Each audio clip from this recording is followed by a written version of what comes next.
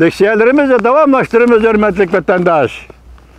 Bugünkü islaha 2020 yıl 11. ayının 13. günü haftaga cuma. Endiki mavzumundaq. Beijing yana bir qatim Şangang'a tertip tuzib berdi. Lekin bu qatim Şangang bilan Tayvanning inkası o'xshash bo'lmadi. Mavzuli xabar 11. ayning 13. kuni Dovyut orbitida e'lon qilindi. Xabar mundaq boshlandi. 11. ayning 11. kuni Jungo mamlakati xalq vakillar qurultayi Şangang qonun chiqarish komiteti a'zolarining salohiyat masalasi bo'yicha qaror ma'qullab, Şangang yana Hong Kong qonun tuzish komitetining a'zolari davlatni suyish, Şangangni suyish, Hong Kongni suyish prinsipi bo'lishi kerak. Cümleden Şangay yani Hong Kong müstakil qilish tashabbusini targ'ib qilmasligi, qo'llamaslig'i kerak. Davlatning Şangay, Hong Kong egilik huquq yurgizishini rad qilmasligi kerak. Chet elning va chet el kuchlarining Şangayning ya Hong Kongning ishlariga aralashishlarini talab qilmasligi yoki davlat bexatarligiga ziyon soladigan boshqa ishlarni qilmasligi kerak. Hem de karardı mındaq ko'rsatildi.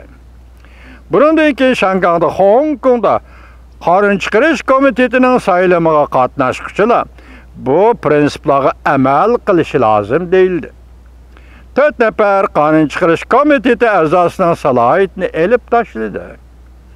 Shundan keyin Şangangda Hong Kongda qonun chiqarish komitetining a'zolari umumyuzda iste'fo berdi. Devlet İşler Katibi Mike Pompeo, Jungo'nun Şangang qonun chiqarish komiteti demokratçıl a'zolarining salohiyatini elib tashlaganligi to'g'risida bayonot e'lon qildi. Amerika Qo'shma Shtatlarining Davlat ishlar kotibi Mike Pompeo Şangangda yuz bergan bu masala to'g'risida bayonot e'lon qildi. To'liq teksti tuvandikicha. Beijingning Şangangning yani Hong Kongning erkinligiga shiddatli hujum qilishi davomlashyapti. Amerika Jungo mamlakati xalq vakillar qurultayining 11. ayning 11. kuni vatanparvarlik qarori e'lon qilganligini va bu qaror bo'yicha bu komitetga a'zo bo'lib, o'zining huquqlarini joriy qildirayotgan qonun chiqarish komitetining 4 nafar a'zosining salohiyatini elib tashlaganligini qattiq ayblaydi. Bu bir parcha qaror Şangang yani Hong Kongning negizda qonunida kafolatga ega qilingan Şangay yani Hong Kong xalqining o'zining vakillarini saylash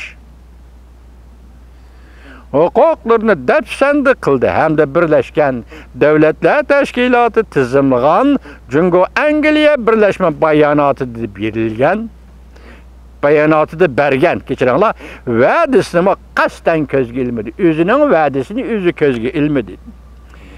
Beijing Şangayni Hong Kong avtonomiyasi to'g'risida bergan va'dalarini go'yo degidek bekor qilib o'tdi. Şangay yani Hong Kongning muqimligi va gullanishiga asos bo'lgan demokratik tartib va qonun an'anasini kuchaklashtirdi.